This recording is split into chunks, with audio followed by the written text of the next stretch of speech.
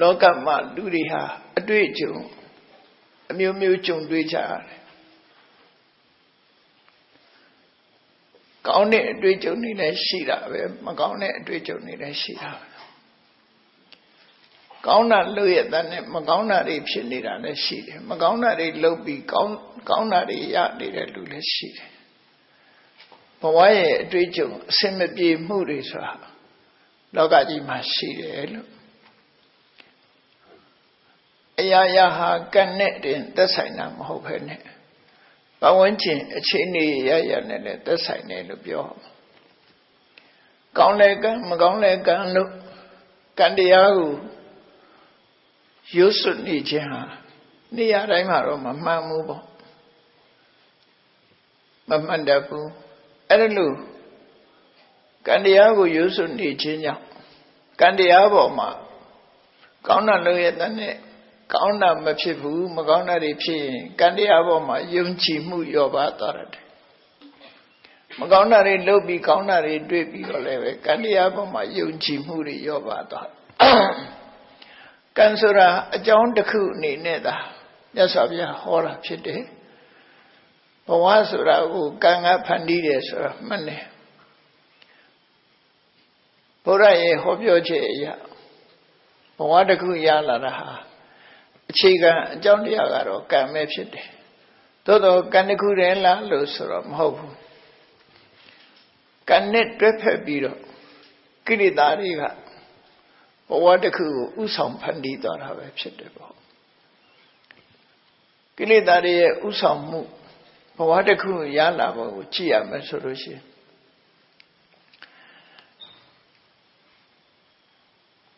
လူတယောက်ဟာကောင်းတာလည်းလုပ်တယ်မကောင်းတာလည်းလုပ်တယ်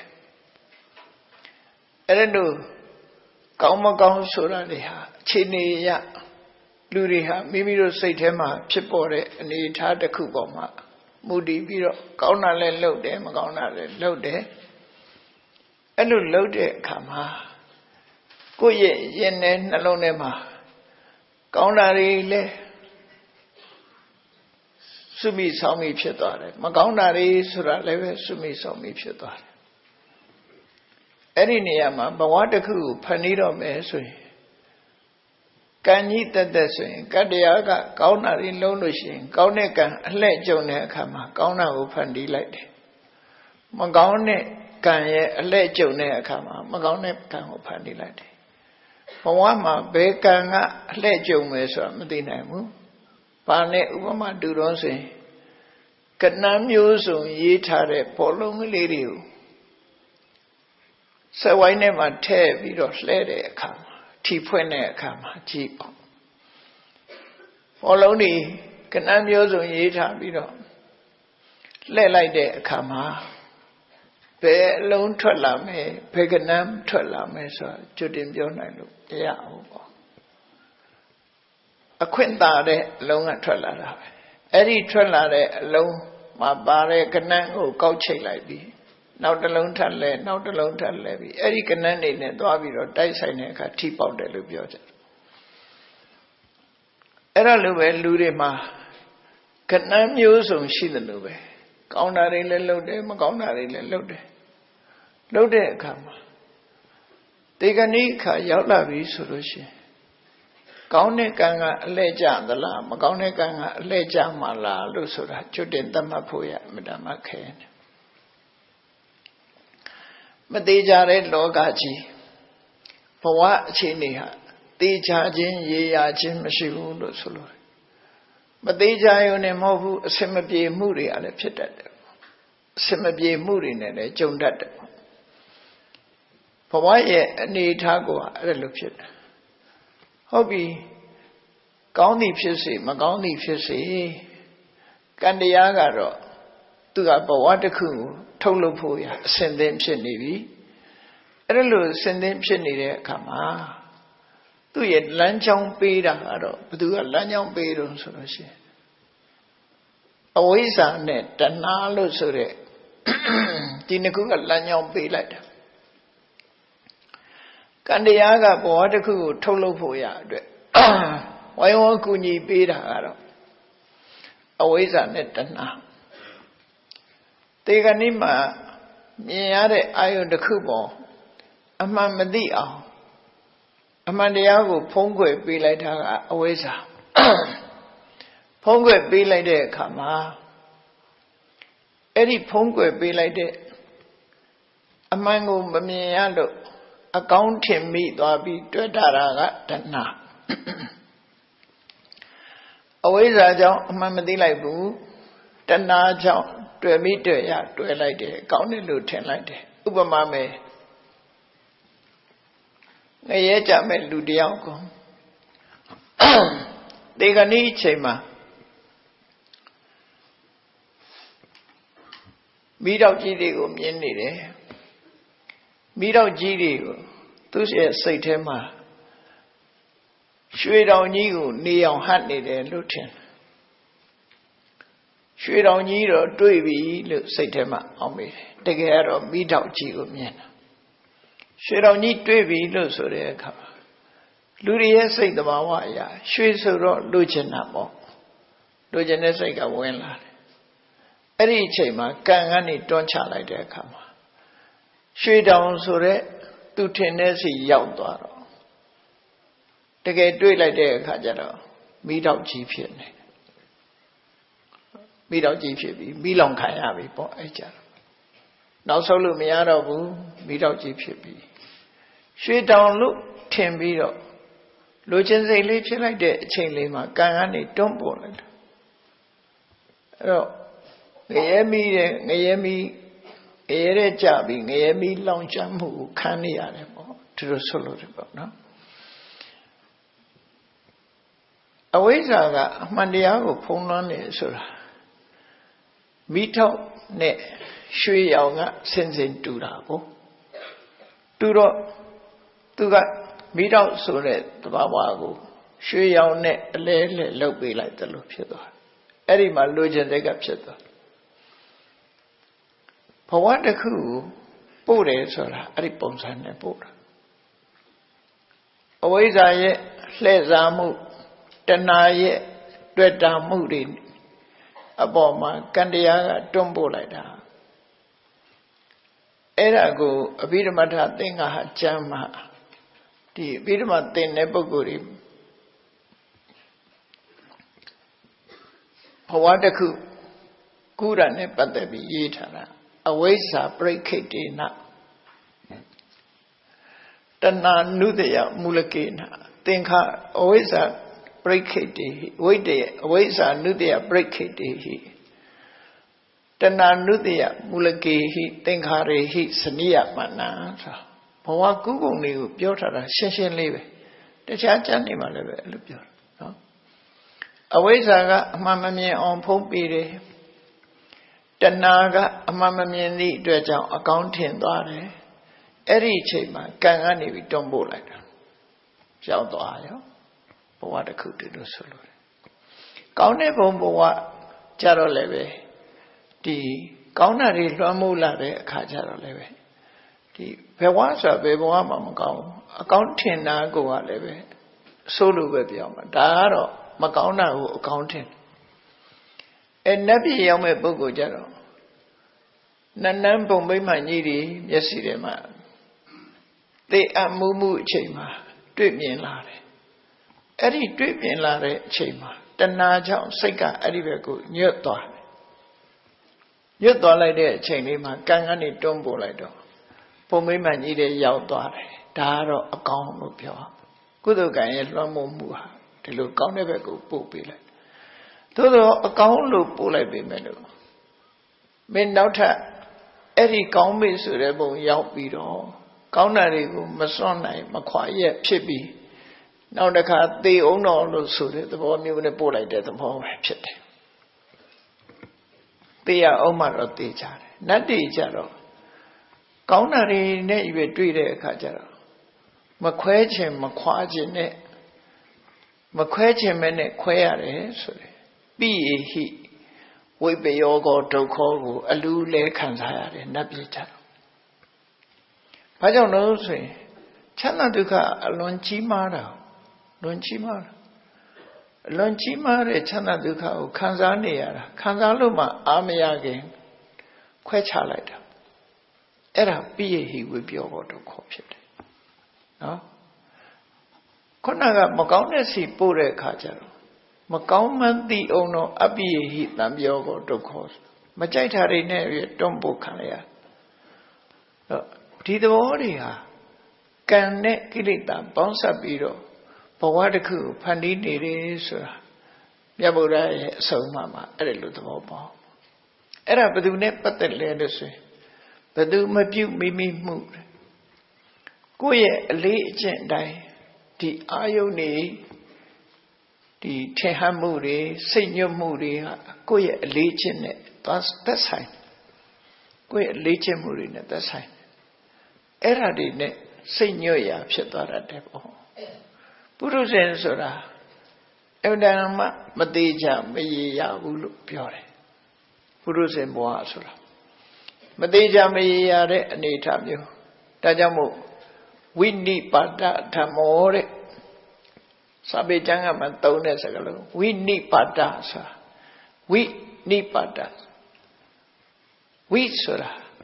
ကိုယ်ဆန္ဒဘာတစ်ခုမှမပါပဲနဲ့ကိုဖြစ်ချင်တာမဟုတ်ဘဲနဲ့နိဗ္ဗာန်ဖြစ်ချင်ရာဖြစ်သွားတဲ့အနေအထားမျိုးအခြေအနေဇိုးတစ်ခုဖော်ထုတ်တာဝိနိဗ္ဗာန်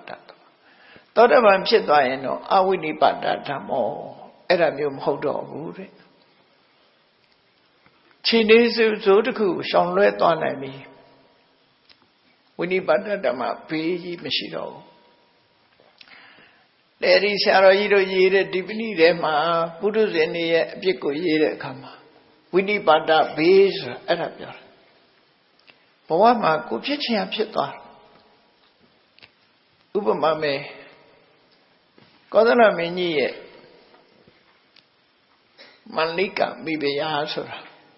အဲ့ဒါလိမ္မာရေးချရှိတယ်သူကပန်းဥယျာဉ်မှာအလုပ်လုပ်ကြတဲ့ပန်းမင်းစိုက်ပျိုးတဲ့ပန်းမင်းစိုက်ပျိုးပြီးစီးပွားရှာတဲ့မိသားစုကမွေးလာတဲ့မျိုးသမီးတူပဲရှုပ်စင်းကလည်းခက်ကြမ်းကြမ်းနော်သို့တော့သူ့မှာဘာတော်တော့ဆိုတွက်လက်ချက်ချအကင်းပါတဲ့တွက်လက်ချက်ချရုပ်ကတော့မလှဘူးလို့ဆိုပါတော့ရုပ်မလှဘူးလောက်ကင်စားတော့ရတော့လည်းပဲပန်းဝီမှာပတ်မင်းဆိုင်ပြိုးပြီးတော့ပတ်မွေရောင်းတဲ့အလုပ်ကိုလုပ်တယ်သူ့ရဲ့အရေးချင်းကတော့တွက်လက်ချက်ချကောသရမင်းကြီးကအဇာတသမင်းနဲ့စစ်ဖြစ်လို့စစ်တိုက်ရာကနေဖျို့ဖျဲနဲ့မြင်းစီပြီးထွက်ပြေးလာခဲ့ရတဲ့အခါမျိုးရှိတယ်အဲ့ဒီအခါမျိုးမှာစစ်တပ်နဲ့ကွဲပြီးသူတယောက်တည်းထွက်ပြေးလာတာလွတ်ပြေးလာတဲ့အချိန်မှာမထင်မှပဲသူတို့ပန်းဥယျာဉ်နဲ့ရောက်လာသူတို့ပန်းဆိုင်ဖြိုးတဲ့ဥယျာဉ်ခြံနဲ့ရောက်လာမဏိကမိဖုရားကဘယင်မှန်းသိလိုက်တယ်သို့တော့သူဟာဘယင်ကြီးလာတယ်ဆိုတော့သူဝတရားရလုပ်မယ်လို့ဆိုပြီးမြင်းကိုရှေ့ကနေဖမ်းဆွဲပြီးတော့ဘယင်ကြီးကိုအကူကြီးတွေပေးတယ်တောက်ရည်တွေကန်းတယ်နေရာထိုင်ခင်းတွေပေးတယ်အမောပြေဖို့ရတယ်လုပ်ပေးဝေယဝဆလုပ်ပေးတယ်ဆိုတော့အဲ့ဒီသွက်လက်ချက်ချတဲ့ဝတရားခြေပြုံနဲ့ပြုံးပြုံးရွှင်ရွှင်နဲ့လှုပ်တတ်တယ်ကြောက်ရွံ့တဲ့သဘောမရှိပဲနဲ့အဲ့လိုလှုပ်တာကိုဘုရင်ကြီးကသဘောကျပြီးနန်းတော်ခေါ်သွားတာမန္တိကာဟာဆင်းရဲသူမှသာသမီးပဲဘုရင်ကြီးနဲ့လည်းလွန်ရဲနှိတယ်တိခဏနဲ့ဘုရင်ကြီးအမားတွေကိုလည်းရှောက်ရဲတယ်သူကပြောရဲတယ်ကြောက်ကရဲ့အိမ်မက်16မျိုးမဲ့တုံးကကောသရမင်းကြီးဟာပုံနာတွေရေရရာခြေဖို့ပြောတဲ့နီလန်းနေနဲ့တကယ်လုံးတော့မလို့ကိုယ့်ရဲ့အသက်အန္တရာယ်ဖြစ်ပြီးဆိုကြောက်တော့ပေါ့ကြောက်တော့ရေရရာခြေမယ်တရားတွေကိုတတ်ပြီးရစ်ပူစော်ပြီးရေရရာခြေဖို့လုပ်တယ်အဲ့ဒီခေတ်ကအယူသီးမှုတွေပေါ့အဲ့ဒီမှာမန္လိကာကကဲ့တင်လိုက်တာပဲဖြစ်တယ်ရသော်ဘုရားကိုမေးပါ ဖះနဲ့ဒီလောက်ရင်းနှီးနေတာဘာဖြစ်လို့ပုံနာတွေမေးတယ်လဲဘုရင်ကြီးကိုမရရဖះစီပို့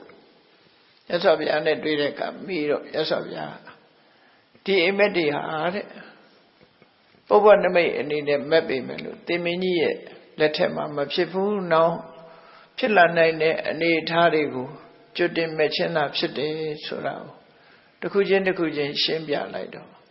သူရေရခြေတဲ့လုပ်ငန်းကြီးကိုစွန့်လွတ်လိုက်တယ်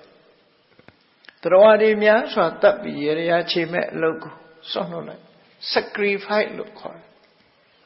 တာတရစ်ခဏိထိကြမ်းနေသေးတယ်အဲ့ဒါတားကောင်တွေတပ်ပြီးရစ်ပူဇော်တယ်ဆိုဖြစ်တယ်အဲ့ဒါတွေနဲ့လုံးနေပူဇော်တယ်ဆိုတဲ့အလုပ်ကိုလုပ်ကြအဲ့ဒါလို့ပြီးတော့ကောသရမင်းကြီးဟာပြည်သူပြည်သားတွေနဲ့ပြိုင်ပြီးတော့အလှကြီးပေးတဲ့အခါမှာဘုရင်ကြီးအနိုင်ရအောင်အကြံကောင်းဉာဏ်ကောင်းတွေကိုပေးတာမဏိကမေဘုရားပဲဖြစ်တယ်ပေါ့အသရိတအလှကြီးကိုပြည်သူတွေတုံ့ပြန်ပြီးတော့မရှင်နိုင်လောက်အောင်ဘုရင်မှာရှိတဲ့စင်နေမြင်းနေစင်နေနဲ့ဘုရင်တွေသာသုံးနိုင်တဲ့ပစ္စည်းတွေကိုသုံးပြုပြီးတော့အလှပွဲကြီးကိုကျင်းပလိုက်တာပြည်သူတွေဟာရှုံးပေးသွားတယ်ဒါလည်းစီစဉ်တာသူတို့ဆိုရင်မဏိကမေဘုရားအဲ့ဒါလို့လိမ္မာပတ်တ်တဲ့မေဘုရားကြီးဟာ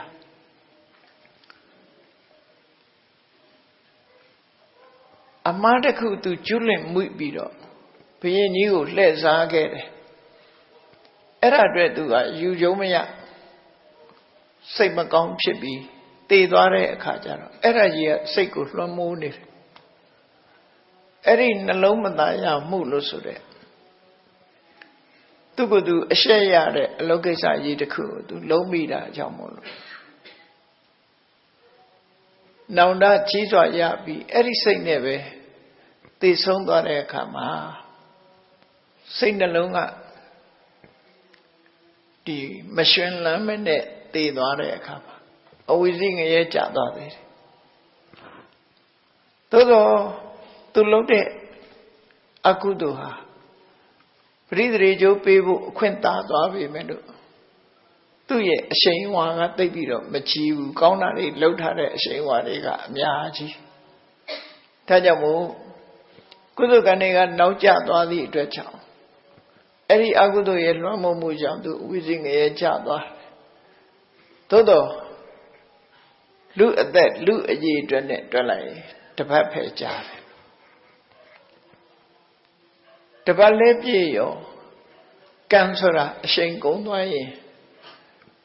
သူ့လုပ်ငန်းပြီးသွားတာပဲလေသူအရှိန်ကုန်သွားတာနဲ့တပြိုင်တည်းကုသိုလ်ကံတွေကအခွင့်ရလာပြီအခွင့်ရလာပြီးဆွတ်တင်သွားတယ်တာဝရိန္ဒနတ်ပြည်ရောက်သွားတယ်သူဆိုနော်အဲ့တော့ဘဝတစ်ခုအခုလို့စုံကြီးဆန်းကြီးဖြစ်နေတာအစဉ်ပြေတာရှိသလိုအစဉ်မပြေတာတွေလည်းရှိတယ်ဘဝမှာဘယ်သူမှသာဝရအစဉ်ပြေနေတာလို့မရှိဘူးမြတ်စွာဘုရားတောင်မှအစဉ်မပြေတဲ့အခါရှိတယ်ဆွမ်းမစားရတဲ့အခါရှိတယ်မကောင်းတဲ့အစားအစာတွေနဲ့မြတ်တာနေရတဲ့အခါမျိုးရှိတယ်လူတို့ရဲ့ကြီးညိုလေးစားမှုကြိုးစုံမှုကိုခံရတဲ့အခါရှိသလို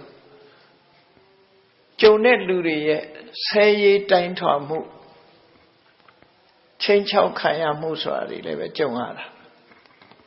ရသော်ဗျာကိုယ်တိုင်ကိုပဲအစင်မပြေမှုတွေနဲ့ဘဝမှာကြုံတွေ့ရအဲ့ဒီအစင်မပြေမှုတွေဟာဘဝကပေးတဲ့ဖန်တီးတဲ့ဒုက္ခတွေသာဖြစ်လို့ဘာနဲ့ဖြတ်ကျော်တော့ဆိုတိခဏ်ချင်းခွင့်လွှတ်ခြင်းနဲ့ပဲဖြတ်ကျော်တခါတော့ကမြတ်စွာဘုရားမိန့်ကြားခဲ့တဲ့စကားလေးဟာဘုန်းကြီးတို့တွေမှတ်သားပြီးတော့လိုက်နာเสียကောင်းတာအဟနာဂောဝသင်္ကမေသဗ္ဗတောပဋိတံတရအတိဝါကျံတိတိခိတံဒုတ်တိလောဟိဘောဇနောဆိုတဲ့စကားငါဟာစစ်ပွဲဝင်တဲ့စစ်မျက်နှာရှေ့တန်းမှာဒီရှေ့တန်းကထွက်ပြီးတော့တိုက်ရတဲ့ဆင်မြောင်ကြီးလိုပဲ စစ်ပွဲမှာရှေ့တန်းကနေပြီးတော့ထွက်ရတဲ့ဆင်မြောင်ကြီးလိုပဲစပတောပဋိတံတရာဟောဒီကနေပြစ်လိုက်တဲ့မြားတံတွေလှမ်းနေမြားတွေအဝေးကပြစ်လိုက်တဲ့အရာတွေဟာဆင်ရဲ့ကိုယ်ပေါ်မှာလာကြတာတွေအများကြီးပဲနော်ဆင်ရဲ့ခန္ဓာကိုယ်ပေါ်မှာလာဆိုင်တယ်အဟနာကောဝသင်္ကမေစပတောပဋိတံတရံအဲ့ဒီလိုခန္ဓာကိုယ်ပေါ်ရောက်ရှိလာတဲ့စုဝင်လာတဲ့လေးတံမြားတံအဲ့ဓာတွေကိုသိခံတယ်အောင်ဤသိခံပြီးလောက်ရမယ်အလုပ်ကိုဆက်လုပ်တယ်နောက်မဆုတ်ဘူးအတိဝါကြံတိတိခိတံလူတွေရဲ့စော်ကားမော်ကားပြောဆိုတဲ့စကားတွေကိုငါသိခံတယ်သိခံမယ်ဘာကြောင့်လို့ဆိုရင်ဒုတ်တိလောဟိဘဟုဇနောလောကလူအများစုကကိုချင်းတရားမကောင်းကြဘူးကိုချင်းတရားမကောင်းတဲ့လူတွေခြားတယ်မှာသိခံခြင်းမှတပါးတခြားလုပ်ဆရာမရှိဘူးအောင်ဤသိခံတယ်စစ်တိုက်နေတယ်ဆိုတာဟာပန်းမွဲ့နဲ့ပေါက်ခံရတာမဟုတ်ဘူးလက်နဲ့ထုခံရမှာဖြစ်တယ်အဲ့ဒီလိုရှေးခေတ်ကလေးများနဲ့ပြစ်တယ်လှန်တို့လှန်ရှည်တွေနဲ့လှန်ပြစ်တယ်ကိုယ်စီကြားရောက်လာတဲ့ဟာတွေကိုဆင်မြောင်ကြီးကကြံ့ကြံ့ခံပြီးတော့အတင်းရှေ့ကိုတိုးဝှေ့ပြီးတော့အောင်မွေးရအောင်တိုက်သွားတာမြတ်သမိုင်းမှာကြည့်မယ်ဆိုရင်ဒါထင်ရှားတဲ့ဟာတွေပေါ့နော်မင်းရဲ့ကြော်စွာတို့ဆိုရင်ဆင်းကိုအရက်တိုက်ပြီးချွန်းနဲ့ဖွင့်ပြီးတော့အတင်းရန်သူစစ်တပ်ထဲကိုအတင်းထိုးဝင်တာစစ်ကြုံသွားတယ်နောက်ကလိုက်တဲ့လူတွေကမှမိတာစစ်ကြုံသွားတယ်စစ်ကြုံသွားတဲ့အခါမှာစစ်ဦးကိုတော့သူကတွန့်တော့လုံးနိုင်တယ်ဒါပေမဲ့လို့သူတူဦးတဲ့ဆိုတဲ့အခါရန်သူတွေကဝိုင်းနေသည်စစ်ကြုံလာတဲ့အခါမှာသူပေါင်ကိုထိသွားတယ်တန်ရာတစ်ခုရသွားတယ်ရသွားတော့ဆင်ကနေဆင်းပြီးတော့တောထဲမှာပုံတာပေါ့အပုံးကလည်းဘလောက်ကောင်းလို့ဆိုရင်ရှာလုံးတွေ့ဦးတဲ့တောထဲနင်းပြီးတော့ရှာဟောဒါမှအပုံးကောင်းအဲ့ဒါကိုကျိုးနဲ့ပတ်ပြီးရှာတဲ့အခါမှာသူတွေ့တယ်အသက်ကလည်းငယ်ငယ်လေးရှိသေးတယ်18နှစ်သားမင်းရဲ့ကြော်စွာဆိုတာဘဂိုးဟန္တဝတိတိုက်ပွဲမှာသူဟာအရှင်ဖန်ခံလိုက်ရရှင်ဖန်ခံလိုက်ရပြီမဲ့လို့စိတ်ဓာတ်ကအမတ္တမပြင်းထန်တယ်ပေါ့နော်နောက်ဆုံးတော့တေရံပိခံလိုက်ရတာပေါ့သူကမချသည့်အတွက်ကြောင့်တေရံပိခံ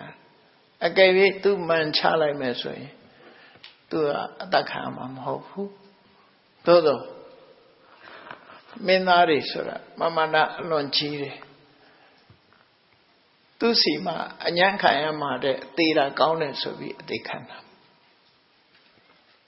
အဲ့ဒါလို့မြတ်စွာဘုရားကလည်းအခု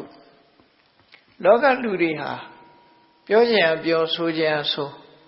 သူတို့စိတ်ထဲအရာတွေလုံးကြတာဖြစ်သိခံခြင်းမှတပါအခြားမရှိဘူးလို့အတိဝါကြံတိတိခိတံဒုတ်တိလောဟိဘောဇနောဆေမြောင်ကြီးလိုပဲငါသိခံတယ်ဘာပဲပြောပြောသူတို့ပြောတဲ့နောက်မှာစိတ်ကလိုက်ပြီးတော့မရင်ရိုက်ဘူးလို့ဆိုလို့သိခံတယ်ဆိုတာဟာခေါင်းထဲမှာမှတ်မထားတာမှတ်မထားဘူးကိုလုံးရမယ့်အလုပ်ပဲလုပ်တယ်လောကလူတွေကကိုယ်အပြစ်ပြောခံလိုက်ရလို့ရှိရင်စိတ်ဓာတ်ကတစ်မျိုးပြောင်းသွားတယ်ချီးမွမ်းလိုက်ရင်စိတ်ကတစ်မျိုးကဲ့ရဲ့လိုက်ရင်စိတ်ကတစ်မျိုးဖြစ်သွားတယ်မြတ်စွာဘုရားကတော့ချီးမွမ်းခြင်းကဲ့ရဲ့ခြင်းဆိုတာကိုအလင်းခေါင်းထဲမှာမထည့်ဘူးမရေတွက်ဘူးလှုပ်တဲ့လှုပ်ထိုက်တဲ့လှုပ်ရမယ့်အလုပ်ကိုပဲဆက်လုပ်တယ်အဲ့ဒါသိခံခြင်းပဲသိခံခြင်းဆိုတာကိုယ်စိတ်မူလအခြေအနေကိုမပြတ်အောင်ထိန်းနိုင်တာစွမ်းရည်တတ္တိတစ်မျိုးကိုခေါ်တယ်ခန္တီဆိုတာစွမ်းရည်တတ္တိတစ်မျိုးပဲဘာစွမ်းရည်တတ္တိတုံးဆိုလို့ရှိရင်မြောက်ပြောလို့လေစိတ်တက်ကြွမသွားဘူး6ပြောလို့လေကြောက်လန့်မသွားဘူးကဲ့ရဲ့လို့လေစိတ်မဆဲဘူးချီးမွမ်းလို့လေ ဝမ်းမသာဘူးစိတ်ဓာတ်တည်ငြိမ်ပြီးကိုယ်လုံးမဲ့အလုပ်ကိုလုပ်သွားတာစိတ်ရဲ့အပြောင်းအလဲကိုမရှိအောင်ထိန်းနိုင်တာခန္တီလို့ခေါ်တယ်နော်စိတ်ပြောင်းလဲမသွားတဲ့သဘောဆိုလို့တယ်မြတ်စွာဘုရားကအတိဝါကြံတိတိတ်ခိတ်တံစော်ကားတဲ့စကားတွေကိုငါသိခံတယ်ငါစိတ်ထဲမှာဘာမှမဖြစ်ဘူးငါလုံးတဲ့နာလုံးမယ်ဒီသဘောပဲအဲ့လိုဘဝမှာအစင်မပြေမှုဆိုတာတွေကိုသိခံခြင်းနဲ့ကြော်ဖြတ်ခဲ့တယ်လူတွေဆိုတာဟာဘဝဘေးဆိုတာဘဝဆိုတာအခြေအနေမျိုးမျိုးရှိတယ်ဒီပတ်ဝန်းကျင်ကောင်းတဲ့ကြုံတွေ့တဲ့ဘဝလည်းရှိတယ်ပတ်ဝန်းကျင်မကောင်းတဲ့ဘဝနဲ့လည်းမျိုးစုံကြုံရတယ်ဥပမာဘုန်းကြီးတို့ကိုယ့်ဘဝကိုကြည့်မယ်ဆိုရင်တောရွာတရွာကိုမွေးတယ်ဟုတ်ပြီတောရွာမှာမွေးတယ်အဲ့ဒီတောရွာမှာလူဖြစ်မလို့ကျမ်းကရှိသေးတယ်ဒုတိယကမ္ဘာစစ်ကြီးဖြစ်လာဒုတိယကမ္ဘာစစ်ကြီးဖြစ်လာတဲ့အခါကျတော့ကမ္ဘာစစ်ဖြစ်ပြီဆိုတဲ့အုတ်ချုပ်ရေးရန်တွေကပျက်စီးလာပျက်စီးလာတော့မကောင်းတဲ့လူတွေက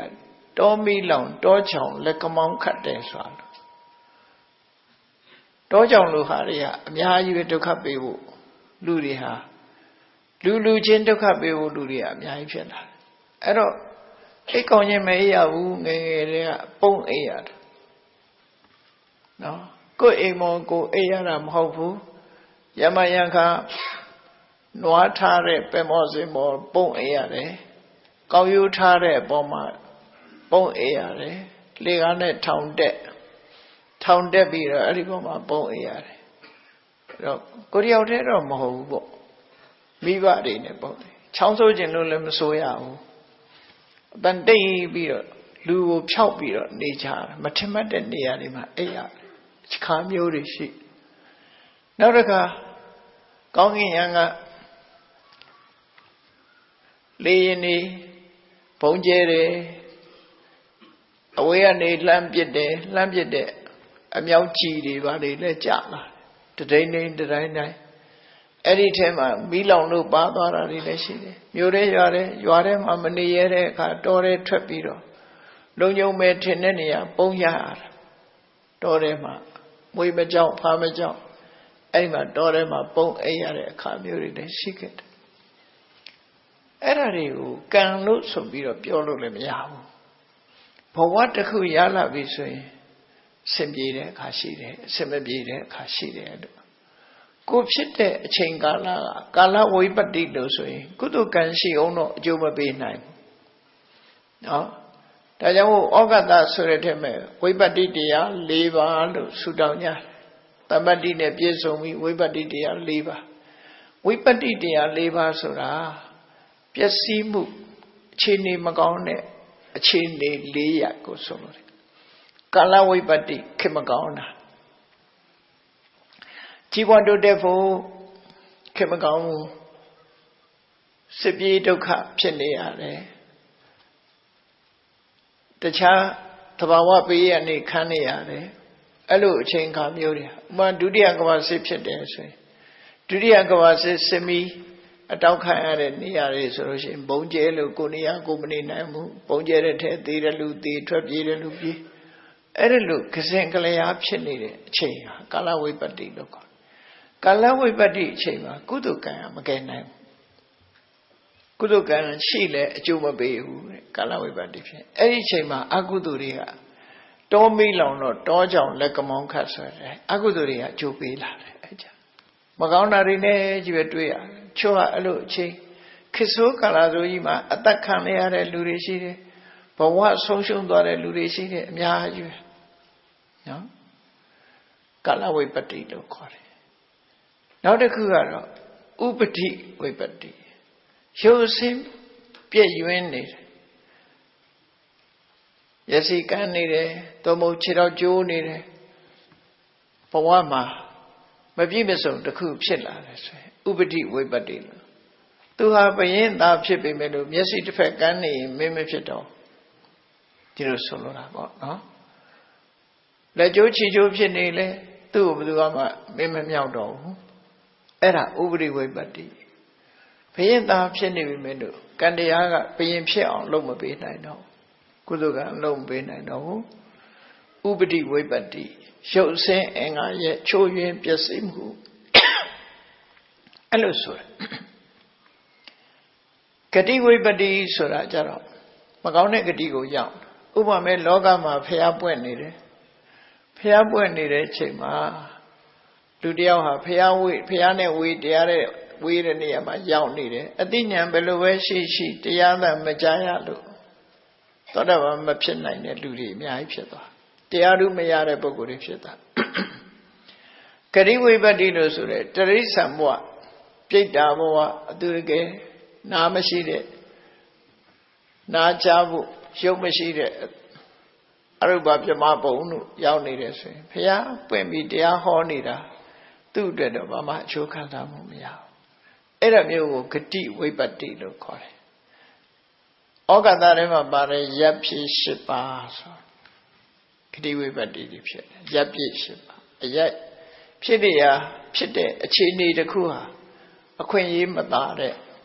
တရားဓုမရနိုင်တဲ့အသိဉာဏ်မဖြစ်နိုင်တဲ့ဘဝမျိုးတွေလို့ဆိုလို့တယ်ပေါ့နောက်တစ်ခုကတော့ပယောဂဝိပတ္တိလို့ခေါ်တယ်ပယောဂဆိုတာလုံလဝိရိယကိုပြောတာလုံလဝိရိယလှုပ်တဲ့ရဲ့တန်းနဲ့မလှုပ်ဘူးဆိုပါတော့မိဘကလည်းပစ္စည်းတတ်နိုင်တယ်ကြောင်းကောင်းကောင်းလည်းထားတယ်စာကြိုးစားရကြိုးစားပြီးတော့မသိဘူးကြောင်းကြီးပဲလစ်နေတယ်ဆိုရလူကဘွယ်လည်းမရဘူးစာလည်းမတတ်ဘူးနော်ပယောဂဝိပတ္တိလှုပ်တဲ့လှုပ်ထိုက်တာတွေမလှုပ်ဘူးဆိုလို့ရှိရင်ကိုယ့်ရဲ့လုံလဝိရိယချုံငဲ့သွားလို့ရှိရင်လည်းအောင်မြင်ကြီးပွားမှုတွေချုံငဲ့သွားတယ်အဲ့ဒါကိုဝိပတ္တိ၄ပါးလို့ဝိပတ္တိတရား၄ပါးမှာလွတ်ခဲ့ရပါလို့ဤလို့ဆုတောင်းနေတာကိုယ်တိုင်လုပ်ရမယ့်အလုပ်ကိုလုပ်ဖို့လိုတယ်ပေါ့ဒါတွေဟာကုသကံအကျိုးမပေးနိုင်မနဲ့အကုသကံဟာအကျိုးပေးသွားနိုင်တဲ့အနေအထားမျိုးတွေအဲ့တော့ဂတိဝိပတ္တိဆိုတဲ့မကောင်းတဲ့ဂတိမရောက်ဖို့ဥပရိဝိပတ္တိဆိုတဲ့ကိုယ်ကာယရုပ်ဆင်းအင်္ဂါချိုးရမှုကာလဝိပတ္တိဆိုတဲ့အချိန်စိုးနဲ့မကြုံရမှုအဲ့ဒါတွေကတော့ဆူတောင်းတယ်ဆိုတာတဘာဝကြသေးတယ်ပယောဂဝိပတ္တိဆိုတာတော့ကိုလုံးရမယ့်ဟာလောက်ကိုလုံးရမှာသူကဆူတောင်းနေရမယ့်ဟာတော့မဟုတ်ဘူးဘဝတစ်ခုရလာရင်ကြိုးစားအထောက်မှာလို့ဆိုလို့တယ်ဝိပတ္တိရှိတယ်လို့တမ္ပတ္တိကလည်းအဲ့ဒါနဲ့ပြောင်းပြန်ကြည့်ရမှာဝိပတ္တိဆိုတဲ့စကားလုံးကိုတမ္ပတ္တိဆိုတဲ့စကားလုံးနဲ့လဲလိုက်ရုံပဲကာလတမ္ပတ္တိအချိန်ကောင်းအခါကောင်းဂတိတမ္ပတ္တိဘဝကောင်းဥပရိတမ္ပတ္တိရုပ်ဆင်းအင်္ဂါလှပတယ်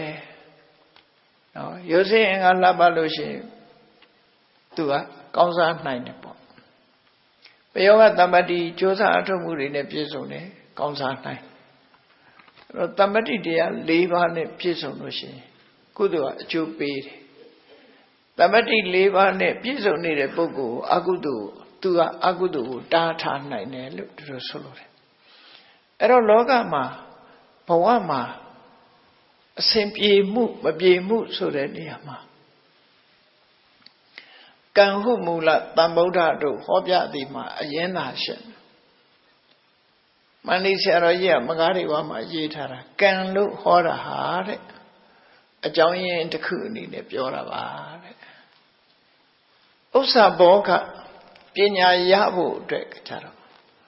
ဒုဏဝိရိယနဲ့သက်ဆိုင်တယ်အသိပညာနဲ့သက်ဆိုင်တယ်လူတယောက်ကြီးပွားဖို့ကြတော့ကံနဲ့ကြီးပဲမဆိုင်ဘူးတဲ့ပညာနဲ့လုံလဝိရိယနဲ့ကြိုးစားအထောက်အောင်ဒါကြောင့်မို့ပညာသင်ကြရတယ်တတ်ထားတဲ့ပညာနဲ့ကြိုးစားအထောက်ကြရတယ်ဟောအဲ့ဒါလို့လုပ်လို့ရှိရင်ဘဝမှာကြီးပွားတိုးတက်တယ်ဆိုတာဒါမှန်ကန်သို့တော့ဘဝမှာခုနလိုအခြေအနေရဘဝရဲ့အခြေအနေတွေကအမျိုးစုံပဲခေကောင်းတာရှိတယ်ခေမကောင်းတာရှိတယ်အနေထားကောင်းတာရှိတယ်အနေထားမကောင်းတာရှိတယ်ရုပ်အစဉ်ပြည့်ရွံ့တာရှိတယ်ရုပ်အစဉ်ပြည့်စုံတာရှိတယ် လုံလဝိရိယနဲ့ပြည့်စုံတာရှိတယ်လုံလဝိရိယချိုးရင်းတာရှိတယ်ဆိုတဲ့တမ္ပတ္တိဝိပတ္တိဆိုတဲ့အခြေအနေတွေဟာဘဝမှာဖန်တီးနေတဲ့အရာမျိုးတွေဖြစ်လာတယ်တခြားဘာသာတွေတချို့ဘာသာတွေကြတော့ဘာပဲဖြစ်ဖြစ်ဘုရားသခင်ရဲ့လူတော်ချားဆိုတဲ့အောက်မှာဝင်ပြီးတော့ရက်လိုက်ကြတာချင်းနေကောင်းလဲဘုရားသခင်လူတော်ချားချင်းနေမကောင်းလဲဘုရားသခင်ရဲ့လူတော်ချားအသက်ရှင်လဲဘုရားသခင်လူတော်ရှိတယ်တည်သွားရင်လဲဘုရားသခင်အလူတော်ရှိတယ်အဲ့ဒီတခုတည်းနဲ့ပဲဖြည့်ရှင်းတယ်မြတ်ဗုဒ္ဓရဲ့ဆုံးမမှာတော့အဲ့ဒါကိုအကြောင်းတစ်ခုအနေနဲ့ထည့်ပြီးမဖြည့်ရှင်းဘူးကံနဲ့တမ္ပတ္တိဝိပတ္တိဆိုတဲ့အခြေအနေတွေနဲ့သာဖြည့်ရှင်းတာဖြစ်တယ်ပေါ့လူတွေနဲ့သက်ဆိုင်ပြီးလူတွေလုံးလို့ရတယ်လို့သူတို့ဆိုလို့တယ်ကျင့်တတ်เสียကောင်းတာဘာလို့ဆိုရင်ကိုယ့်ကိုတယောက်ယောက်ကလာပြီးတော့ဖန်တီးကြကိုခန်းနေရတယ်ဆိုတဲ့ဘဝဟာကျင့်တတ်เสียတော့မကောင်းကိုအားကိုပြီးကိုကြိုက်တဲ့ပုံစံကိုလုံးလို့ရတယ်ဆိုတာကျင့်တတ်တယ်ဂရိခေတ်မှာဘာသာတရားတွေကိုစွန့်ပယ်ပြီး free thinker ဆိုပြီးတော့လုပ်နေကြတာရှင်းလေကိုဘဝကိုဖန်တီးတာပဲတခါကလေးလူငယ်လူရွယ်တွေနဲ့တွေ့တဲ့အခါသူပြောတယ်သူ free thinker အေးဟုတ်တယ် free thinker ဆိုတာပဲဒါဟာဘုရားဘာသာဟာလေ free thinker ပဲပေါ့ဘာလဲမှဆက်ဆက်တွေးတာမဟုတ်ဘူးကိုလို့ရင်ကိုရတယ်ကိုမလို့ရင်မရဘူးကိုနဲ့ပဲပတ်သက်တယ်တခြားအဟံတားတွေနဲ့ဆက်ဆက်ပြီးတွေးတာမရှိဘူးမြတ်စွာဘုရားရဲ့အဆုံးအမဆိုတာဟာလည်းပဲလှုပ်တဲ့လှုပ်ထိုက်တာနဲ့မလှုပ်တဲ့မလှုပ်ထိုက်တာဒီနှစ်ခုပဲပြောတာကျန်တာကိုလုံးအမှားတွေရှိပဲကောအဲ့တော့ free thinker ဆိုတာတကယ်ပြောလိုက်မယ်ဆိုလို့ရှိရင်ဘုရားဘာသာတွေဟာ free thinker တွေပဲဘာကြောင့်လဲဆိုရင် God ဆိုတဲ့ creator ကြီးနဲ့ဆက်ဆက်ပြီးတော့ဘဝကိုတွေးတောတာမဟုတ်ဘူးကိုယ်အသိကိုယ်လုံလဝိရိယနဲ့လက်တွေ့အခြေအနေတစ်ခုနဲ့ဆက်ဆက်ပြီးတော့ကိုယ်ဘဝကိုဖန်တီးတာဖြစ်တယ်ဘုရားရဲ့အဆုံးအမကိုယူထားပြီးတော့ကိုယ့်ဘဝကိုဖန်တီးကြတာဖြစ်လို့ free thinker လို့သူတို့ပြောနော် free thinker တကယ်ကိုလွတ်လပ်တဲ့အတွေးခေါ်တွေနဲ့တွေးခေါ်တယ်တချို့ကတော့ free ဆိုတာကိုတမျိုးအဓိပ္ပာယ်ယူကောင်းယူလိုက်မယ်ကိုလှုပ်ချင်အောင်လှုပ်တယ်ပြောချင်အောင်ပြောတယ်ဆိုတာ free လို့ထင်တယ်လှုပ်ချင်အောင်လှုပ်တယ်ပြောချင်အောင်ပြောတယ်ဆိုတာဟာတော့အနည်းရရှိတယ်လှုပ်တဲ့နာလှုပ်မှပြောတဲ့နာပြောမှလှုပ်တဲ့နဲ့မလှုပ်တဲ့မှုဆိုတာကိုယ့်ဘက်ကိုတွေးတော့ဆင်ခြင်ရမှာဖြစ်တယ်ကိုယ့်ဘက်ကိုသိရမှာဖြစ်တယ်အဲ့ဒါထိအောင်မသိဘူး free ဆိုတာတော့အယူပဲပေါ့ကောင်းတာအဆိုးတာကိုမသိတော့ဘူးတော့လှုပ်တဲ့နာနဲ့မလှုပ်တဲ့နာကိုမသိတော့ဘူးဆိုရင်တော့ဒီလူကတော့ crazy ပဲနော်အယူဘဝရောက်သွားရင်ဒီတိုင်းပဲဖြစ်တာပဲလေယူသွားပြီဆိုရင်တော့လှုပ်တဲ့နာလည်းမသိဘူးမလှုပ်တဲ့နာလည်းမသိဘူးသူလှုပ်ချင်တာပဲလှုပ်ပြောချင်တာပဲပြောမယ်အဲ့ဒါကြတော့စိတ်လွတ်သွားတဲ့ free မျိုးဖြစ်တယ်ပေါ့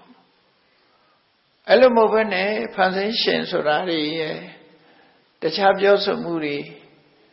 အကန့်အသတ်တွေအနှောင်ဖွဲ့တွေကိုဖယ်ရှားပြီးတော့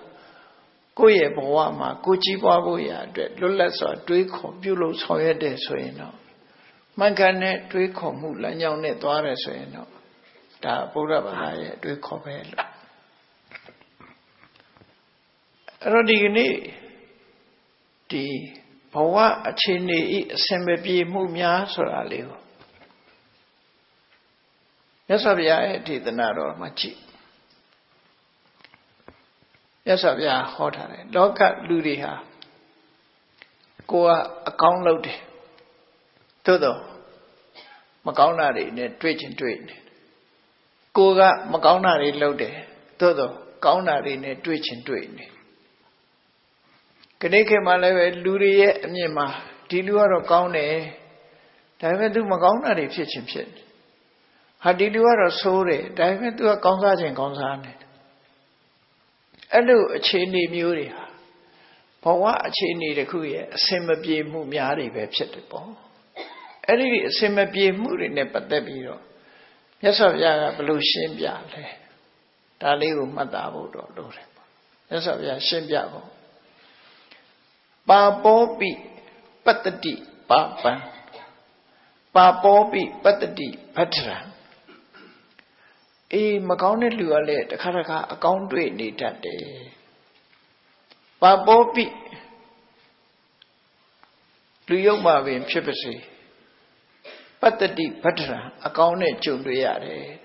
ဘယ်အခါမျိုးတော့ဆိုရင်ယာဝပပနပစ္စတိသူ့ရဲ့ဆိုးဝါးတဲ့လောက်ရတွေအကျိုးမပေးသေးဘူးဆိုရင်တဲ့အရာခတ်သိမ်းဟာသူက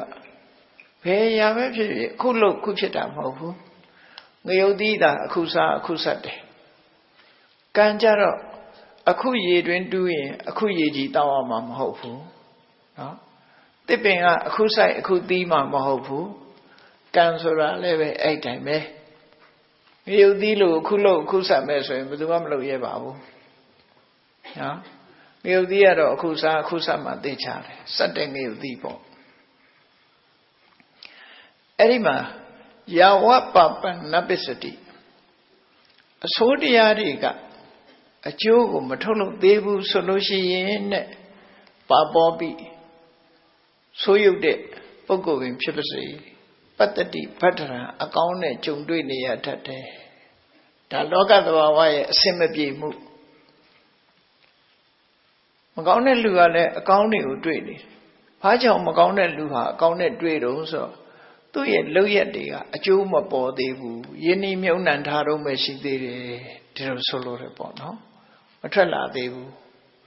အခုလှုပ်တဲ့လောက်ရက်တွေကမထွက်လာသေးဘူးတစ်ချိန်လုံးကလှုပ်ထားတဲ့အကောင်းတွေရဲ့အကျိုးကိုသူခံစားနေရတယ်လို့ဒီလိုဆိုလို့ရပေါ့နော်တစ်ချိန်လုံးကလှုပ်ခဲ့တဲ့အကောင်းတရားတွေအတွက်သူခံစားနေရတယ်သို့သောအခုလှုပ်ရက်အတွက်သူကအကျိုးမရောက်သေးဘူးအကျိုးမပေါ်သေးဘူးဒါကြောင့်ကောင်းစားနေတယ်ဒီလိုဆိုလို့ရယဒါစပစ္စတိပပံအေးသူလှုပ်တဲ့မကောင်းမှုတွေဟာအကျိုးပေးပြီဆိုရင်တော့အထပါပောပါပါလိပတ္တိအဲ့ကြရင်တော့ဆိုးတွေ့ပြီအကျိုးသက်ရောက်လာပြီဆိုတွေ့ပြီဥပမာမဲ့ချိုအေးနေတဲ့အရက်ထဲမှာစိတ်လေးခတ်ထားတယ်သို့တော့စိတ်ခတ်ထားမှမသိလို့အရက်ချိုလေးကိုတောက်တယ်ကောင်းတယ်တောက်လို့လည်းကောင်းတယ်ချိုးတယ်အေးတယ်မှုေးတယ်ပေါ့သို့တော့စိတ်ကတဲ့အကျိုးပေးပြီဆိုတဲ့အခါကျဒုက္ခဖြစ်လာအစိတ်ကမသိနေဘူးဆိုတဲ့အချိန်မှာကောင်းနေသေးတယ်အကုသိုလ်မှုဆိုတာလည်းအဲ့တိုင်းပါပဲတဲ့အကျိုးသက်ရောက်မှုမရှိသေးဘူးဆိုရင်တော့သူကောင်းစားနေအောင်မှာပဲအကျိုးသက်ရောက်ပြီဆိုတဲ့အခါကျမှအဆိုးတွေ့ပြီဒီလိုဆိုတယ်ထို့တူပဲဘဝမှာအစင်မပြေမှုတွေအပါတွေတော့ဆိုရင်ဗတ္တရောပိပတ္တိပပံလူတော်လူကောင်းကလည်းအဆိုးတွေ့ခြင်းတွေ့နေတယ်တဲ့လူတော်လူကောင်းဖြစ်ပေမဲ့လို့မကောင်းစားအဆိုးတွေနဲ့ကြုံရင်ကြုံနေတတ်တယ်ဘယ်ခါတော့ဆိုယာဝဗတ္ထရဏနပစ္စတိသူလုပ်တဲ့အကောင်းတွေဟာအကျိုးမပေါ်သေးဘူးဆိုရင်သူလည်းတခဏတာအတွင်းမှာတော့အဆိုးနဲ့တွေ့နေဥမှာပဲယဒါစပစ္စတိဗတ္ထရံအေးအကောင်းတွေကအကျိုးထုတ်လုပ်ပြီးဆိုတဲ့အခါမှာတဲ့အထဗတ္တရောဗတ္ထရာနိပတ္တိကောင်းတဲ့လူဟာကောင်းကျိုးတွေကိုရတော့မှာပါကောင်းတာတွေကိုတွေ့ရတော့မှာပါလို့သူဆိုတယ်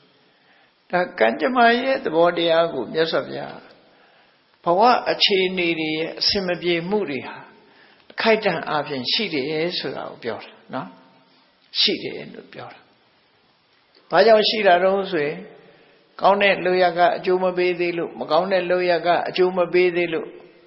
အခိုက်အတန့်အတွင်းမှာကိုယ့်ရဲ့ယဉ်ဤမြုံနယ်မှုတွေကအကျိုးမပေါ်သေးလို့ ခိုက်တန်လေးမှာအကြက်တဲတွေကြုံတတ်တယ်လို့ဒီလိုသဘောမျိုးဆိုလိုတာပဲဖြစ်တယ်အဲ့ဒါဒီမြတ်စွာဘုရားရဲ့တရားဒေသနာတော့ဆင်ញင်ကြည့်ကြဖို့လိုအပ်တယ်ပေါ့ဘာနဲ့ပတ်သက်ပြီးတော့ဟောရတော့ဆိုစေရွန်ကျောင်းတကာကြီးအနာရဘိန်တထေးနဲ့ပတ်သက်ပြီးဟောတာစေရွန်ကျောင်းတကာကြီးကတာဝတိမြို့ကသုမနတထေးရဲ့သားပဲမိဘကကြွယ်ဝချမ်းသာတယ်ပိဋကတ်စာပေမှာရှာတွေးမယ်ဆိုရင်သူတို့ဟာညီကိုနှစ်ယောက်လို့ပြောအောင်သူထတ္တနဲ့သူဖုတိအနာရဘိန်ရဲ့နာမည်ကသူထတ္တသူရဲ့ညီကသူဖုတိသူထတ္တနဲ့သူဖုတိဆိုပြီးတော့တထေးသားနှစ်ယောက်သူထတ္တဆိုတာငယ်စဉ်ကတည်းကအလှူဒန်းဝါဒနာပါတယ်ဘုရားဘာသာမဖြစ်ခင်ကတည်းကသူစိတ်ရင်းစေတနာရင်းကလူတွေကိုကူညီခြင်းနဲ့ကူညီတာပေးတယ်ဒါကြောင့်သူဟာစီးပွားဥစ္စာကိုလည်းစူးစမ်းရှာတယ်ဘလို့စီးပွားလုပ်တာတော့ဆိုရင်အယောင်းဝယ်လုပ်တယ်စိုက်ပျိုးရေးလုပ်တယ်နွားမွေးတယ်ဆိုရင်မွေးမြူရေးလုပ်တယ်နွားမွေးတယ်စိုက်ပျိုးတယ်အဲသူ့ရဲ့စီးပွားရေးပဲအဲ့ဒါနဲ့မိဘဘွားတွေကသူကကြွယ်ဝချမ်းသာတယ်ကိုယ်ရောင်းကိုယ်ဝယ်ထွက်တယ်ရာဇဂိုဘက်ကိုသွားပြီးအယောင်းဝယ်လုပ်တယ်ရလာတဲ့အကျိုးမြတ်တွေကနေပြီးတော့တာဝတိမြို့မှာဆင်းရဲသားတွေကိုထမင်းကျွေးမွေးတယ်ဒါကြောင့်သူ့ကိုအနာထပိဏိကအနာထဆိုတာအာကိုရမဲ့တဲ့ပုဂ္ဂိုလ်တွေကိုပိဏိကဆိုတာအစားအစာကျွေးမွေးသူလို့အဓိပ္ပာယ်ရတယ်နေ့စဉ်သူကချက်ပြုတ်ပြီးတော့လာသမျှလူတွေကိုကျွေးမွေးဒီကုသိုလ်ကောင်းမှုသူလုပ်တယ်ရာဇဂိုမြို့သွားရင်ကနေပြီးမြတ်စွာဘုရားနဲ့သွားဆုံပြီးသွားတယ်ရာဇဂိုတထေးနဲ့သူတဲ့ကအမတန်ရင်းနှီးတဲ့တငယ်ချင်းနောက်ပိုင်းကျတော့ရာဇဂိုတထေးရဲ့နှမနဲ့သူနဲ့အိမ်အောင်ကြတယ်ရာဇဂိုတထေးကလည်းသူ့နှမနဲ့အိမ်အောင်ကြတယ်အပြန်အလှန်သမီးရောက်ဖတ်တော်ကြတယ်သူတို့ယဉ်နှီးမှုအဲ့ဒီလိုကနေပြီးတော့ရာဇဂိုတထေး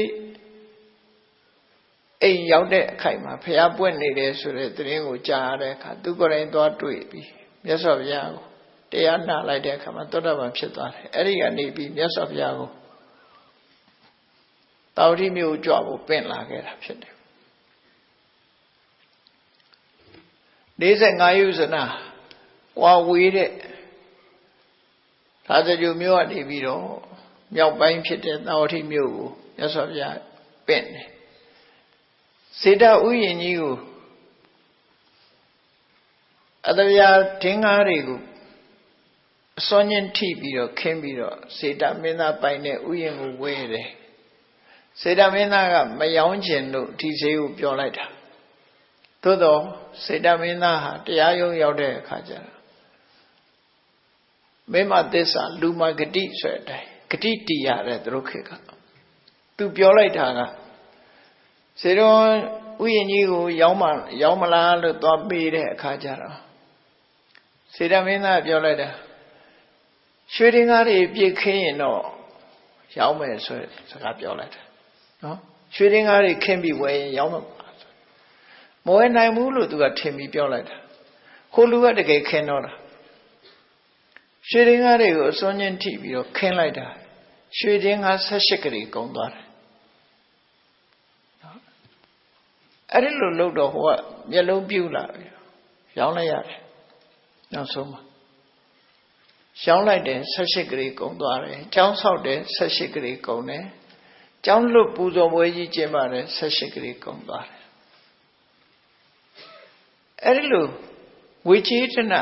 မြောက်များစွာဥစ္စာတွေကိုဆွန့်လွတ်ပြီးတော့နာရဝိတထေးကြီးဟာရဲရောနဲ့ဒါနကောင်းမှုတွေကိုလုပ်တယ်မြတ်စွာဘုရားစေတော်ကျောင်းမှာတရင်သုံးတဲ့အချိန်ဆိုလို့ရှိရင်တနေ့ကို3ခေါက်ကျောင်းရောက်တယ်မနေ့သွားရင်မနေ့အစားအစာတွေနေ့သွားတဲ့အခါမှာအဖျော်ရမက ညနေမှဆိုရင်အဖျော်ရမကပန်းနံသာစသည်ယူပြီးတော့သွားဘယ်တော့မှလက်ချီအချင်းကြီးမသွားဘူးသူ့အိမ်မှာလည်းပဲအမြဲတမ်းတန်ဃာတွေဒီမဲနဲ့ကတ်တဲ့ဆွမ်းက900နော်ရာခုကတ္ထ900အဲ့လိုတန်ဃာပေါင်းမြောက်များစွာကိုအိမ်မှာဆွမ်းကတ်လေးရှိတယ်အဲ့လိုတရားတရားအလွန်ကောင်းပြီးတော့စီးပွားဥစ္စာရှာတယ်စီးပွားဥစ္စာလည်းရှာတယ်ရသမျှစီစဉ်ဥစ္စာတွေကိုလည်းနေ့စဉ်နဲ့အမျှဒါနကောင်းမှုတွေကိုကြိုးစားပြုတယ်သူကအလှူဒန်းအလွန်ဝါသနာပါတဲ့ပုဂ္ဂိုလ်အဲ့လိုလှူဒန်းတဲ့အခါမှာလှူတယ်ဆိုတာလည်းပဲမကုန်ဘူးမဟုတ်ဘူးလေကုန်တာပေါ့လှူတာဟာလှူခြင်းကြောင့်လေသူကကုသိုလ်တော်ရတာပေါ့ပစ္စည်းတော့ကုန်တယ်ပေါ့သို့တော့စီးပွားရေးအဆင်မပြေတဲ့အခါဆိုရှိလားစီးပွားရေးအဆင်မပြေတာဘာဖြစ်လာတော့18ဂရေကျွေးချထားတာတွေကမရအောင်တောင်းလို့မရအောင်ကျွေးဆောင်အကျွေးတွေပြန်မရအောင်ပြန်မရတဲ့အခါကျသူငွေကြေးလက်ပတ်မှုကခဲရင်သွားတယ်ကံမကောင်းအကြောင်းလှတယ်လို့ဖြစ်ရအစိရဝတီမြေကြီးကရေတိုက်စားတဲ့အခါမြေကဘာဘေးမှာတွင်းနဲ့ကြီးတွေတူးပြီးတော့ရှိခေတ်ကတော့ဘန်စနစ်လည်းရှိတာမဟုတ်တော့မြေကြီးတွေပဲမြုပ်တာအဲ့သူမြေကြီးတွေမြုပ်တဲ့နေရာကဘာပြုတ်လို့သူစုမြုပ်ထားတဲ့ရွှေတွေငွေတွေကပါသွားတယ်ကဘာပြုတ်တဲ့ထဲပါသွားလို့18ဂရေလောက်ကအရှုံးပေါ်သွားတယ်ကျွေးပြန်မရတာ18ဂရေပါသွားတာ18ဂရေဆိုသူကစီးပွားရေးကြက်တဲသွားတယ်ကြက်တဲသွားတော့တန်ဃာတွေကိုတော့သူစ조사လှူတယ်သို့တော့စားရမဲ့တောက်ရမဲ့ကိုယ်ွယ်ရမဲ့တဲ့ပုံကိုယ်တွေကိုဒေးစင်ထမင်းကျွေးဖို့ကြတော့ဆန်ကောင်းနဲ့မကျွေးနိုင်တော့ဘူးစကွဲကိုဝယ်ပြီးတော့ချက်ရတယ်စကွဲထမင်းကိုကျွေးတယ်မြတ်စွာဘုရားစီအဲ့ဒီလိုအခြေအနေကြုံတဲ့အချိန်မှာမြတ်စွာဘုရားစီရောက်သွားတော့မြတ်စွာဘုရားကဒါနကောင်းမှုနဲ့ပတ်သက်ပြီးမေးတယ်အိမ်မှာအလှလူနိုင်သေးရဲ့လားလို့စီဝါရေးအခြေအနေမေးတော့တပည့်တော်လှူတော့လှူပါတယ်ဗျာဒါပေမဲ့လို့စိတ်တိုင်းမကြဘူးစကွဲထမင်းမယ်ကျွေးနိုင်ပါတယ်လို့ဆိုမြတ်စွာဘုရားကစိတ်ကသာအဓိကဖြစ်ပါတယ်ကောင်းတာဆိုတာအဓိကမဟုတ်ပါဘူးဆိုပြီးစိတ်ထားတတ်ရင်မြတ်တယ်ဆိုတဲ့အကြောင်းဝေလာမသုတ်တံမှာမြတ်စွာဘုရားဝေလာမသုတ်တံကိုဟောတယ်ကောင်းတာဖြစ်စေမကောင်းတာဖြစ်စေများများဖြစ်စေနေပါတာပဲဖြစ်စေ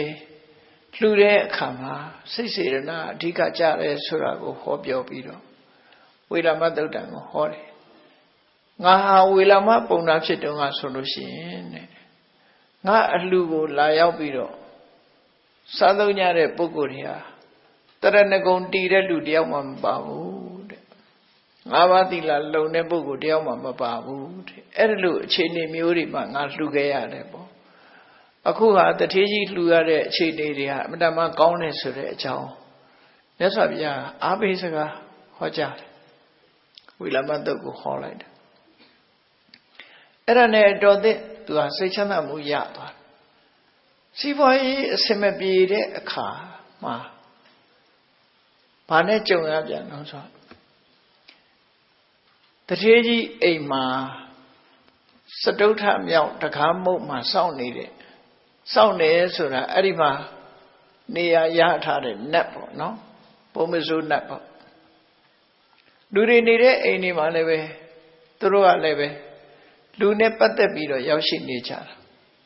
ကိုယ်နဲ့ပတ်သက်ရောက်ရှိနေတာကိုယ်ဆောင်နတ်အိမ်နဲ့ပတ်သက်ပြီးရောက်ရှိနေရင်အိမ်ဆောင်နတ်ပေါ့သူတို့ဘယ်သူမှဂျူတီချတာတော့မဟုတ်ဘူးစောင့်ဆိုတဲ့စကားလုံးပြောပေမဲ့လို့နော်သူတို့စောင့်ခိုင်းတာကမဟုတ်ဘူးကိုယ်နဲ့ပတ်သက်တဲ့နေရာမှာလာဖြစ်တယ်လို့ပဲအောင်မေးပေါ့ကိုယ်အိမ်နေမှာအိမ်မြောင်နေပါလေလာမနေကြဘူးလားနေတာပဲ အိမ်မြောင်တို့ပင့်ကူတို့ဆွဲကောင်းနေသူရောက်ရင်ရောက်လာတာပဲလေအဲ့ဒါလိုပဲမမြင်ရတဲ့တရားဝါတွေလည်းပဲကိုယ်နဲ့ပတ်သက်ပြီးရောက်နေတာတွေရှိတယ်ပေါ့သူတို့လည်းသူတို့ဘဝနဲ့သူတို့ရောက်လာကြကိုယ်နဲ့ပတ်သက်ဆက်ဆက်နေကြအနာရဝိတ္တိကြီးအိမ်မှာသူဆက်ဆက်ပြီးတော့နေတဲ့နတ်ကသူလည်းတာရိသမီးတွေနဲ့ပဲလူတွေလိုပဲတားငယ်သမီးငယ်တွေနဲ့အဲ့ဒီတကားမုတ်မှာသူနေเสียပုံပိမှန်နဲ့သူနေတယ်လို့ဆိုတယ်အဲ့ဒီနာရဝိတ္တိကြီးဆင်းရဲဒုက္ခရောက်သွားတဲ့အချိန်လေးမှာသူကဒီအချိန်တော့ဒါသူပြောလို့ရမယ့်အချိန်ပဲနာရဝိတ္တိကြီးအိမ်ကိုတန်ဃာတွေကြွကြွလာတဲ့အခါမှာသူကသူနေရသူမနေနိုင်ဘူးဆင်းဆင်းပေးနေရတယ်တိလားရှိတဲ့ယဟန်တန်ဃာတွေကြွလာတဲ့အခါမှာသူနေရသူမနေနိုင်ဘူးဆင်းဆင်းပြီးတော့ပေးရတယ်အဲ့ဒါကိုသူမလုပ်ချင်စိတ်ပြက်တယ်အိတ်ကောင်းခြင်းမအေးရနေကောင်းခြင်းမနေရဖြစ်တယ်လာပြန်ပြီးတကြတစ်ပါးကြွလာဆင်းပေးရဗျအဲ့ဒါမလုပ်ချင်သူစိတ်ပြက်တယ်နာရဝိတ္တိကြီးကိုလည်းပြောမှသူမပြောရဲဘူးနာရဝိတ္တိကြီးဆင်းရဲသွားပြီဆိုတဲ့အချိန်မှာသူကဒါအကွက်ကောင်းမယ်ဆိုပြီးညတကောင်ကျော်နာရဝိတ္တိကြီးအိယာဘက်ကိုရောင်ကိုဝါနဲ့ရောက်လာတယ်ကိုရင်ပြတယ်သောတပန်ပုဂ္ဂိုလ်ဆိုတော့သူကအရှိန်ဝါရှိတယ်ပေါ့ဘယ်သူလဲလို့မေးတော့တကားဆောင်စရုထတကားမုံမှာဆောင်တဲ့နတ်ပါဘာကိစ္စလာတာလဲဆိုတထေးကြီးကိုဩဝါဒပေးမလို့လာတာတဲ့ကဲဘာဩဝါဒတော့ပြောအောင်လို့ဆိုတထေးကြီးကတဲ့လှူလွန်အားကြီးလို့ဆင်းရဲသွားပြီမို့လားတဲ့ကျောင်းဆောက်တုန်းကလည်း18ကလေးကုန်းတယ်မြေဝယ်တာလည်း18ကလေးကုန်းတယ်ကျောင်းလွတ်ပူဇော်ပွဲကြီးကလည်း18ကလေးကုန်းတယ်အဲ့ဒီလိုဂရေပေါင်းမြောက်များစွာသုံးချပြီးတော့အခုလည်းပဲလှူလိုက်တန်းလိုက်လုံနေတာအဲ့ဒါကြောင့်မလို့စီးပွားဥစ္စာတွေယောပါပြီးတော့ဆင်းရဲလာတယ်ပေါ့ဒါကြောင့်မို့လို့အလှူတန်းကိုလျှော့ပါစီးပွားရေးကိုကြိုးစားလုပ်ပါအလှူတန်းကိုလျှော့ပါဆိုပြီးတော့ပြောတော့နာရဝိတ္တိကအော်ဒါမင်းရဲ့ဩဝါဒလားဟုတ်ပါတယ်မင်းတို့နတ်မျိုးတွေရာထောင်မကငါလာပြောလဲငါပစ္စည်းငါလှူတာငါလုံးဝမမှုဘူးအဲ့ဒီတော့ငါကိုငါရဲ့အလှပွဲကိုစောစောကားပြောတဲ့ပုဂ္ဂိုလ်အလှပြက်အောင်ဖြစ်တာဖြစ်တော့ကြောင့်မင်းငါအိမ်မှာမနေနဲ့ထွက်သွားလိုက်ခုခေတ်ကျတော့အရှင်ကြီးစားတော့ခေါ်ပါတောက်တော့ခေါ်ပါလို့ဟိုကနတ်တောင်မောင်းထုတ်လိုက်သေးတယ်နော်နတ်တောင်မောင်းထုတ်လိုက်သေးအဲ့လိုမောင်းထုတ်လိုက်တော့သူအိမ်မနေနဲ့ဆိုပိုင်ဆိုင်တာသူပိုင်တာကိုသူလည်းပိုင်ဆိုင်တဲ့နယ်မြေတွေမနေနဲ့ဆိုမနေရတော့ထွက်သွားတဲ့အခါမှာသားရိသမီးတွေလက်ဆွဲပြီးတော့ဟိုနားလည်းနေကြမရှိဒီနားလည်းနေပိုင်ဆိုင်မှုတွေရှိတာကိုသူတို့လောကမှာလည်းလူပြေမှာလို့ပဲပိုင်ဆိုင်မှုတွေရှိဒီပြဟာမကြည့်နဲ့နော်ပိုင်ဆိုင်မှုရှိတယ်မရှိဘူးဆိုတာဒီเจ้าနဲ့ကခွေးတွေကြည့်သူတို့ကလည်းသူတို့ပဲလာရင်ဟောင်းတယ်လေသူကလည်းသူ့နယ်လေးတွေနဲ့သူသတ်မှတ်နေကြတာသူတို့ဘယ်သူမှပိုင်သားပိတ်တာမဟုတ်ဘူးကျောင်းလည်းကတ်နေကြတာချင်းတူတူပဲအောင်မဲအရှိချမ်းအကောင်ကအနောက်ချမ်းအကောင်လာရင်မောင်းထုတ်အနောက်ချမ်းအကောင်လည်းအရှိချမ်းကောင်မောင်းထုတ်တောင်ချမ်းအကောင်လည်းမောင်းထုတ်အဲ့ဒါအော်ထုတ်တာပဲမောင်းထုတ်တာသူ့နေရာနဲ့သူပိုင်စိုးနေကြတာ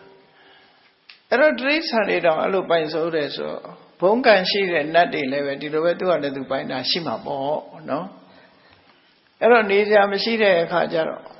မျိုးဆောင်နတ်စီသွားချင်းကတ်တယ်မျိုးဆောင်နတ်စီသွားချင်းကတ်တော့မျိုးဆောင်နတ်ကမင်းလှုပ်ထလွန်တယ်တဲ့ငါလည်းမပြောရဲဘူးတဲ့ဆိုတော့နမင်းကြီး၄ပါးစီသွားနမင်းကြီး၄ပါးလည်းမင်းလှုပ်ထတာလွန်တယ်ငါလည်းမပြောရဲဘူးတရားမင်းကြီးသွားပြောတော့တရားမင်းကြီးကလည်းငါလည်းပြောလို့မရဘူးတဲ့အဲ့တော့ငါအကြံတစ်ခုတော့ပေးမယ်အဲ့တထေးကြီးမှာဆုံးနေတဲ့ငွေကြေး18ကလေးရှိတယ်အဲ့ဒါကိုတထေးကြီးရဲ့ လူယုံတော်ဗန္ဒဒိအသွင်ယူပြီးတော့ဆုံးနေတဲ့ဟာတွေအကုန်လိုက်ရှာလိုက်ပြီးတော့ပြန်တောင်းတယ်မင်းအရွှေတွေငွေတွေရအောင်ပြန်လုပ်တယ်သူဆုံးနေတဲ့ဆက်ရှိကလေးကိုပြန်ရအောင်လုပ်ရေထဲမှာမျောပါသွားတဲ့သူမြုပ်နှံထားတဲ့ငွေတွေနဲ့မင်းအစွမ်းတတ္တိနဲ့ပြန်ရအောင်ကုန်လုပ်တယ်ပိုင်ရှင်မဲ့ဆက်ရှိကလေးလည်းရှိတယ်တဲ့အဲ့ဒီပိုင်ရှင်မဲ့ဆက်ရှိကလေးကိုလည်းပဲမင်းရအောင်လုပ်ပြီးတော့သူ့ရဲ့ဗန္ဒကိုယ်တော်နေတဲ့ထည့်ပေးလိုက်လို့အဲ့ဒီလိုထည့်ပေးပြီးတော့သူဟာမိုက်မဲမိလို့အပြစ်ဒဏ်ကို